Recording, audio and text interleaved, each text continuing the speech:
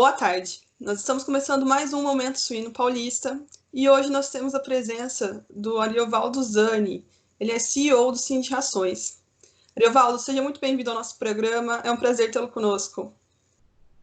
Boa tarde, Júlia. Satisfação minha aí poder contribuir com vocês, com nossos amigos suinicultores aqui do estado de São Paulo, enfim, todos os seus espectadores aí.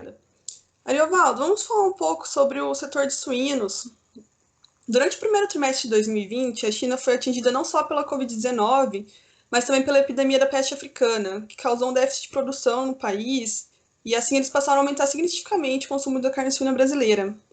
O Cindy Rações registrou um aumento na produção de ração em 4,5% comparado ao mesmo período do ano anterior. Foi estimulado pela alta demanda chinesa. Diante disso, o produtor deve se preocupar em relação ao abastecimento das granjas?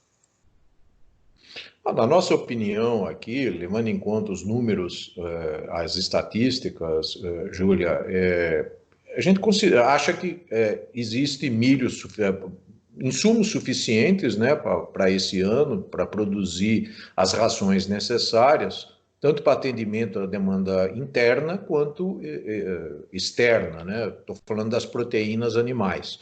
Então, a China, de fato, né, assim, ainda no final do ano passado, sofreu duas epidemias, né? A peste suína africana, que continua, né, e abateu praticamente boa parte do plantel, né, matrizes, enfim. E logo em seguida, ou concomitantemente, a epidemia que atingiu as pessoas, né, da Covid-19. Isso fez com que houvesse, evidentemente, uma atração, principalmente por conta do Brasil, que é um parceiro comercial chinês, colocando lá carne suína, carne bovina e até carne de aves. A China passou a recuperar os seus negócios, evidentemente vai levar tempo ainda, né? Mas por conta de todo esse cenário, né, essa safra de inverno de milho, caso não haja nenhuma surpresa desagradável climática, né, estou falando de geadas, ou mesmo muita falta de chuva, que acaba atrapalhando o enchimento de grãos, a gente, e levando em conta até uma perspectiva de se exportar aí mais de 30, quase 35 milhões de toneladas de milho, mesmo assim, você tem milho suficiente, soja e farelo de soja, que garanta, né, dá segurança para a produção de rações, seja para atendimento ao produtor de proteína animal que vende dentro do país, o nosso consumo doméstico, tanto quanto garantir as exportações. O Cindy Rações tem alguma expectativa para o próximo semestre quanto à produção de ração? Então, a gente extrapolando, né, fazendo aritmética agora, né, exercícios estatísticos e tal, exercícios matemáticos, a gente entende que eu não tenho ainda as estatísticas do primeiro semestre, mas tenho assim alguns sinais e percepções. Me parece que nesse primeiro semestre, no primeiro trimestre nós avançamos 4,5%, né? Nesse primeiro semestre, né, quando se junta o primeiro e o segundo trimestre, provavelmente a gente vai ter ainda um crescimento da ordem de 4%. Extrapolando isso até o final do ano, né, a ideia é que a gente tenha nesse ano um crescimento da ordem de 4% na demanda por rações, muito embora, né, fica um pouco difícil, né, antecipar previsões, o momento é muito incerto, né, traz muita insegurança, a magnitude e a longevidade da crise, né, da pandemia, as consequências dela sob o ponto de vista da saúde e econômicos. Nos preocupa um pouquinho também, né, esse comportamento chinês, que é um grande importador, né, de proteína animal brasileira, notadamente a carne suína, embora a gente creia, né, que eles continuam com déficit, né, não devem ter superabastecimento de maneira alguma, e eles têm, na verdade, sinalizado, provavelmente aos consumidores, né, que houve um ressurgimento, um foco aqui, outro ali, da Covid. Então, como eles têm lá um modelo, né, político diferente, eles devem estar, me parece, a percepção é essa, né, esclarecendo politicamente aos seus consumidores que eles estão muito preocupados, estão fazendo o papel deles no controle, né, dessa pandemia ou no recrudescimento dela, através da exigência, né, de que a proteína animal que entra naquele continente, né, praticamente, seja controlado e garantido que não carreia o vírus, né? Evidentemente, né, a própria OMS já declarou assim, né, a transmissão via alimento, embalagem, é praticamente desprezível, né? Ela se dá pessoa a pessoa. Então, preocupa um pouquinho, né, essa hesitação ou esses sinais que a China tem enviado.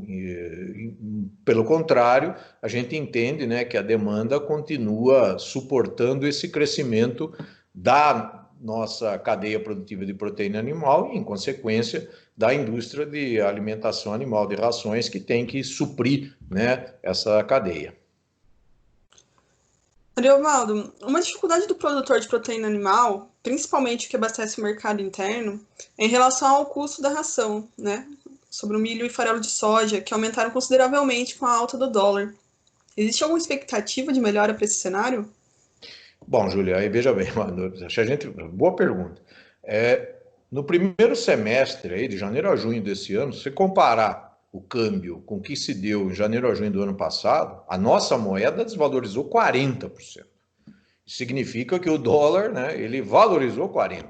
E boa parte, ou enfim, praticamente os aditivos, né, são insumos importados que a gente utiliza na ração, boa parte deles, né, falando de vitaminas, aminoácidos, enzimas, antibióticos, enfim, eles são indexados ao dólar.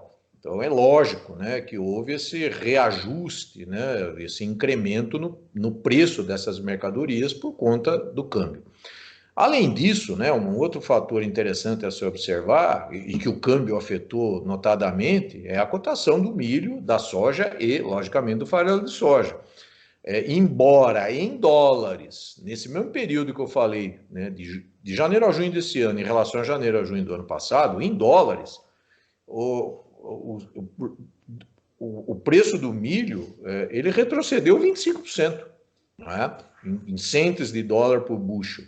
O farelo de soja retrocedeu 3%.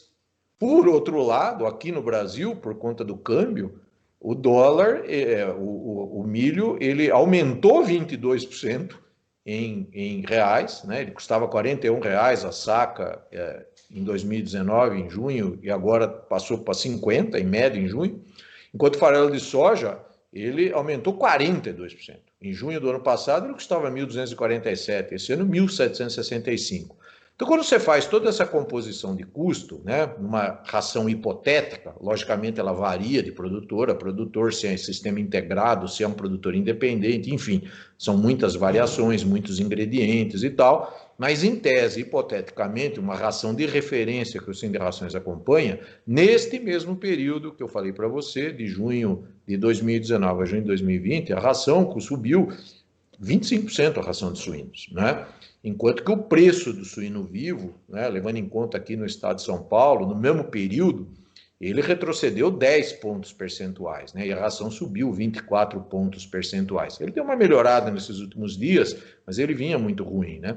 Então, definitivamente, né, causou um transtorno enorme, né, para o produtor, uma dificuldade razoável. A gente espera que haja uma continuidade de valorização, muito embora eu não acredite que nós vamos ter o câmbio, né, ele vai, essa desvalorização, principalmente que o milho está sofrendo no mercado internacional pela diminuição de consumo nas rações e também pela desvalorização do petróleo. Então, o etanol de milho também, mesmo nos Estados Unidos aqui, o pessoal não está interessado em produzir. Então, muito embora haja essa desvalorização no custo do milho, o câmbio, né, realmente influenciou demais, né? Então, enfim, né,